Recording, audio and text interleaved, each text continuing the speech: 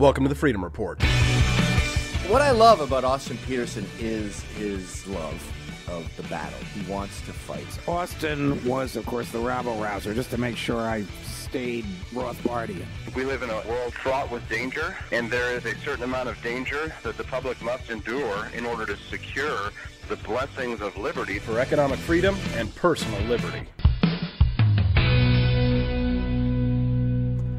Hello, ladies and gentlemen. Austin Petersen here. Welcome back to the Freedom Report podcast. And I have just one question for all of you.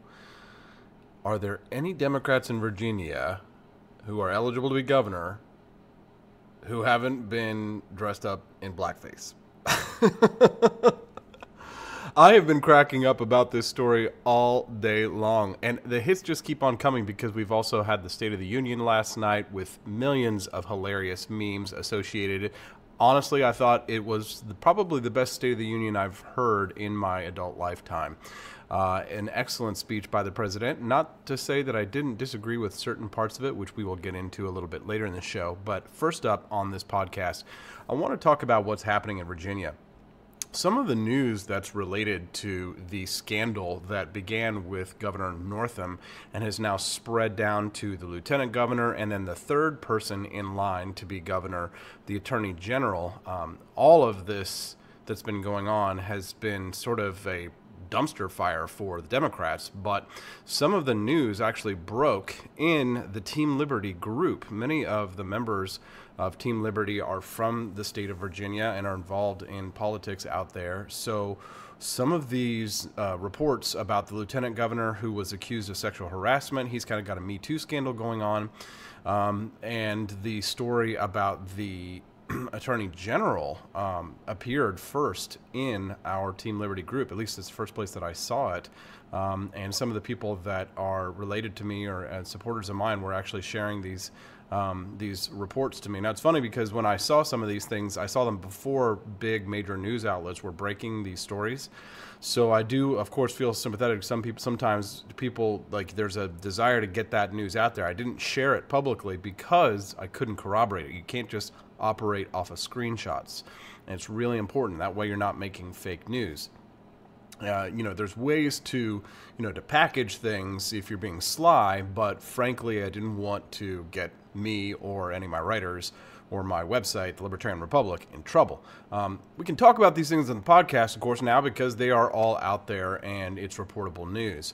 The latest that I'm reading right now that is just blowing me away is from the Attorney General, who would be the third person in line. So we have this, let's get the timeline straight. So Northam says some really stupid comments about abortion on the radio. My assumption is that because of that, people started doing digging on him, especially from the pro-life community. Big League Politics, which is a kind of a right-leaning news website, they found the yearbook photo. They published the story. That story came out that Northam, the current governor, who has not resigned yet, was either in a picture of him wearing blackface or a KKK robe. And we had a good 12-hour news cycle, 12 to 24-hour news cycle, where everybody was wondering, is he the guy in blackface or is he the KKK guy? And so we still don't really have a decisive answer to that, because at first he apologized and then he said he didn't think it was him. So, honestly, there's no legal way to remove a governor just because he was in blackface, 18, 20 years ago, whatever. That's just the facts. So now the Virginia Democratic Party is in chaos because the next news that broke was that the lieutenant governor of Virginia, was involved in a Me Too scandal. He was being accused of what sounds like rape. And then this morning, the news broke that he said, F that B-I-T-C-H, F that bitch. The F word, he said F that bitch in the meeting when he was talking about the woman that's accusing him of harassment. That's not good, bro. That's really bad. I mean, you go from bad to worse. You need to be careful. But when you're accused, even when you're accused of a heinous crime, if it's not true, man, you just can't do that. You can't say that. It's just bad PR. So now Lieutenant Governor is looking terrible, and people in the state of the Democratic Party of the state of Virginia has got to look at that going, And then now we have this new news that the Virginia Attorney General Mark Herring, the second in line to be governor, admits that he wore blackface. He's second in line. He admitted he wore blackface at a college party in 1980. He says when he was a 19-year-old undergrad, some friends suggested we attend a party dressed like rappers. We listened to at the time like Curtis Blow and perform a song, AG Mark Herring said in a statement. Sounds ridiculous even now, but because of our ignorance and glib attitudes, and because we did not have an appreciation for the experiences and perspectives of others, we dressed up and put on wigs and brown makeup. Herring called it a one-time occurrence and said, I accept full responsibility for my conduct. But did you use shoe polish? Did you use shoe polish, Attorney General Mark Herring? That's really, because, you know, the shoe polish is hard to get off. Do you say you darkened your face? Governor Ralph Northam is also facing calls to resign after his scandal. And, of course, Lieutenant Governor Justin Fairfax is accused of sexually assaulting a woman, but he's claiming that it's consensual. I mean, the Democratic Party of Virginia is an absolute dumpster fire. And I'm loving it. Ba-da-ba-ba-ba. I'm loving it. Am I supposed to not enjoy Schadenfreude? Oh, that's terrible. Oh, no. No. It's just hilarious because the same Democrats that were accusing Ed Gillespie of racism. Remember that ad that ran in Virginia where they showed like the little minority boys and girls running away from the Confederate flag bearing truck with bearing the Gillespie sticker? And now we've got two guys, the governor and the attorney general, who wore blackface. One was in their yearbook photo. It's not even just a stupid party that the attorney general showed up to and was acting like a black man doing a rap. No, that's, I mean, gosh, you know, you could understand perhaps that people did stupid stuff like that, but to put it in your yearbook photo? So now, you know, the Democrats want these guys gone. You know why? Because they want to continue to call Donald Trump a racist. That's what Judge Napolitano said on Fox News yesterday, and I'm going to agree with my boy, Judge Nap. Fact of the matter is, folks, is that the Democrats, despite what PolitiFact and Facebook apparently would have you believe, the Democrats were the party of the KKK. It's the fact of the matter is that the Democrats, it was Nathan Bedford Forrest, the Confederate general, who was the founder of the Ku Klux Klan. It was former Confederates. It started as a social club for for Civil War veterans, Confederate Civil War veterans, and it became the KKK.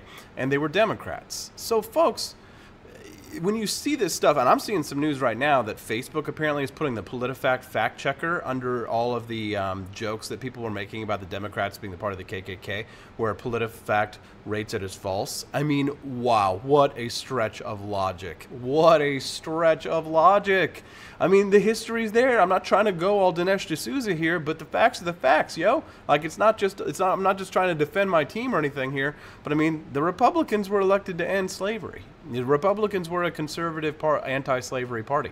The Democrats were the party of slavery and the KKK. And, I mean, Bull Connor. I mean, come on, look at the Southern Democrats that from the 1960s on.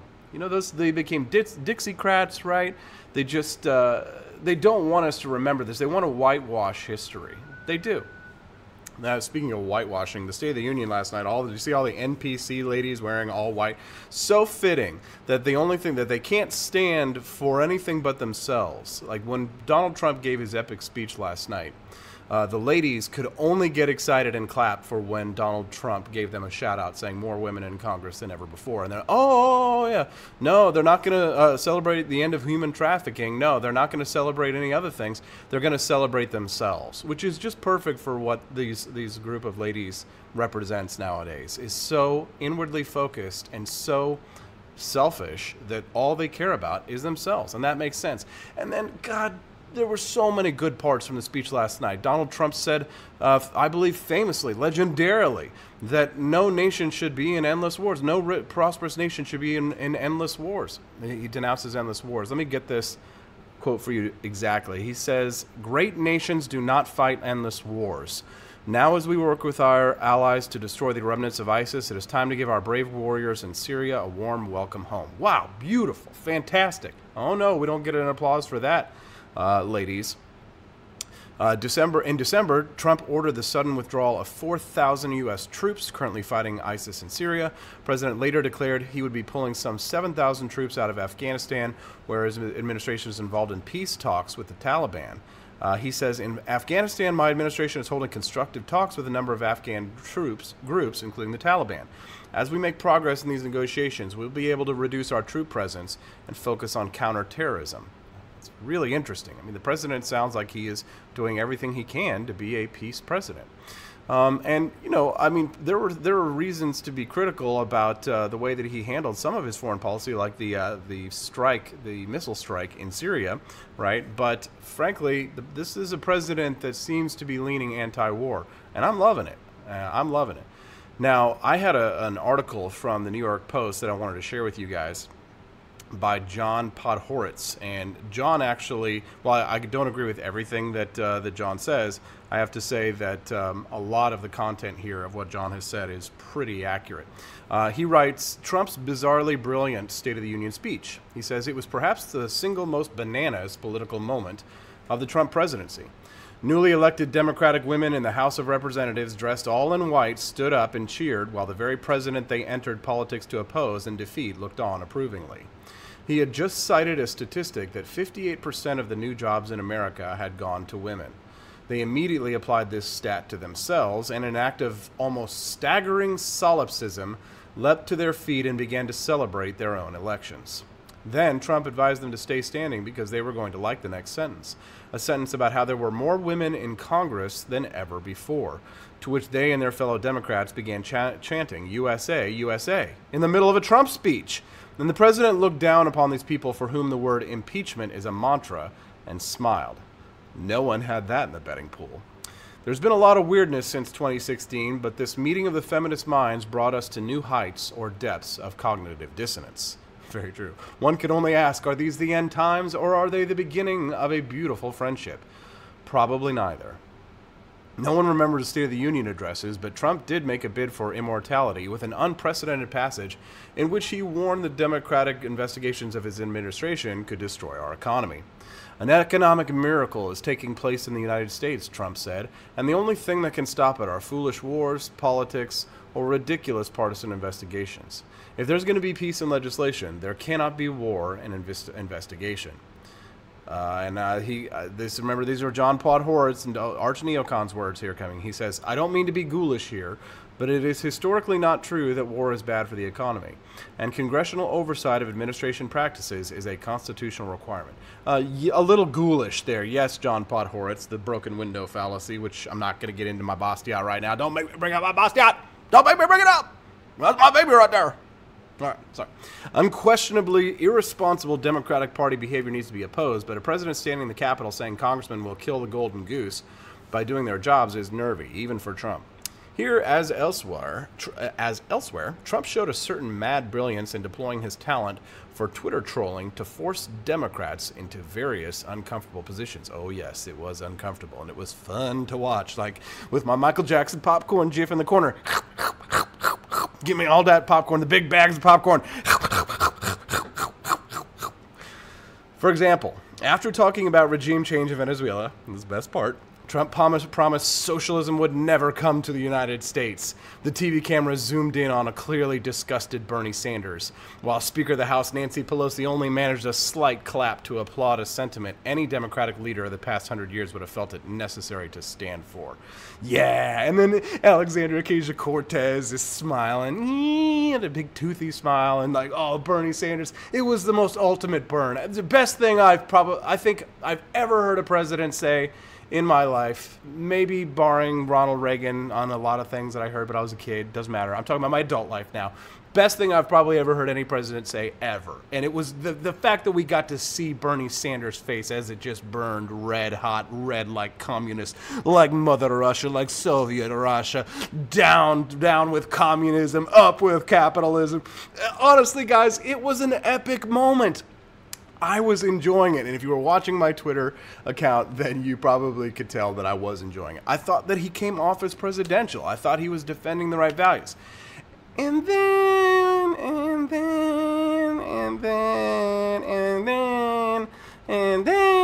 we got into the family leave. Now, I'm going to make my friend Ann Wagner, Congresswoman Ann Wagner, upset with this one. I know she's really for this, but frankly, I'm not for paid family leave. Frankly, I think that it creates negative incentives in the marketplace. I think you're going to get ballooning prices when you guarantee paid family leave. You're going to have, what's going to happen is that you're going to get lower wages overall. And the other negative unintended consequence is that you're not going to hire young ladies who could get pregnant, right? If you get a girl who's going to come in, if you have paid family leave and you get a girl who's coming in and she's like, oh yeah, I just got married, really excited, I want to start this new job, blah, blah, blah. And then you get like a young man, what are you going to do? You're going to hire the dude. You're going to hire the dude because you don't want to hire the woman because you're going to have that paid family leave. Or you're just going to pay people less overall. So paid family leave, I'm against it because obviously I'm not an idiot and I don't have to pander to voters. I mean, sorry, Ann, I'm just saying, like, I know you really want this, but frankly, the facts of the matter, the economics of this just don't make sense. I think it's a pander. I think it's a giveaway. And I totally disagree with paid family leave being mandatory. You know, if companies want to do that on their own, I think that's a nice thing. I think paid family leave can be a good thing if the company chooses to do that. And, you know, companies should offer those kinds of perks to employment to attract new employers. But frankly, the fact of the matter is, guys, this is not what I think the president should be focusing on. I think it was a nice little giveaway, nice little grab, nice little here you go, got this. But, like, you know, stop patting ladies on the asses, okay? You know, if you're strong and you're strong women, then, you know, you don't need paid maternity leave, ladies. Like, buck up, man up. You're in the economy. You're equal now. Quality means you got to compete for the same. You're competing for the same jobs as us, so you have to deal with what men have to deal with. That doesn't. The government shouldn't step in and take care of you, ladies. If you choose to have a child, that's your choice. It is a child and your choice. Sorry, ladies, just not for that kind of welfare BS. Anyways, the one thing that, of course, was missing that was a big negative, and Reason Magazine, of course, identified, was the $1 trillion deficit and the $22 trillion national debt. Eric Beam at the Hunt and Run blog says America is running a near-record deficit despite close to a decade of continuous economic growth, and the nation's $22 trillion national debt is on a trajectory that will see it reach 93% of the nation's economy by the end of the next decade, higher than it was during World War II, and far beyond that in the decades to come. That's the kind of problem you might expect to be part of a serious policy speech like the State of the Union, but there was no mention of it. Only the mention of promising to outspend China militarily, right? The CBO now says America won't run a $1 trillion deficit until 2020, but temporary reprieve means little. So while discretionary spending is set to decline by 1.3% over the next 10 years, the entitlement programs of Social Security, Medicaid, and Medicare, and the interest on the national debt will continue to push the deficit higher, right? So Mick Mulvaney, listen to this. The decision to steer clear was not a mistake. When asked Tuesday whether Trump would discuss the national debt, Mick Mulvaney reportedly told reporters, "No one cares." Well, I care. And I know that the listeners to the Freedom Report podcast care. And I know that my Patreon supporters care very much. So I want to say thank you and a big shout out to everybody who's supporting this podcast on Patreon. And the good news for you guys is that you guys are going to hear the really exciting news that I have for you all first before anybody else. So if you want to get the news, the big exciting news that I've got coming, then go to my Patreon page, patreon.com/AP4Liberty, and make a small monthly donation to help support the podcast. We are going to be doing a lot of big changes once the news breaks. It's going to be it's really going to mess with my world, and there's going to be a lot of things going on, and I think everybody's going to be really excited about it, and it's going to help me and us, Team Liberty, spread the message of economic freedom and personal liberty. Thank you so much for being a loyal listener. Don't forget to subscribe on Stitcher, iTunes, SoundCloud, Podbean, Spotify, everywhere. All right? And have a wonderful day.